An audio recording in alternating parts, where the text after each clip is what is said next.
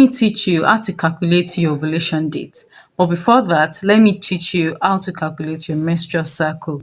Now, your menstrual cycle is the length of days from the day one of your last period to the next day, to the day before the next date of your next period.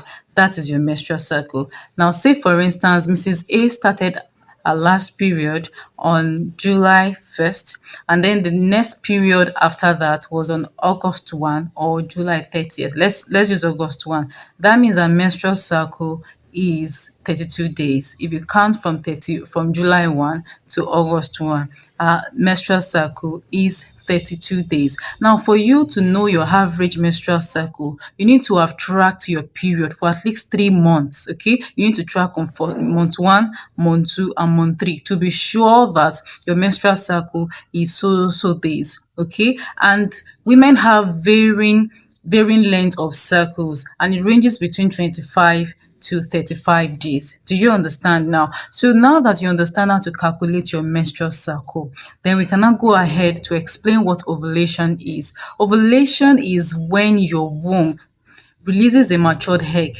waiting for a sperm from an external source to collaborate with it, ignite it, and then form a baby.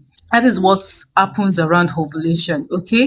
And your ovulation is typically 14 days before your next period starts. Okay, that is why you should not make the mistake of thinking that your ovulation usually starts 14 days after your last period. It is usually 14 days before your next period. And it varies because our menstrual cycle are not the same. So let's use Mrs. A again as an example. If our next period is just, if she had a next period on August 1st, that means she will most likely ovulate on July 19 if you count it 14 days backward.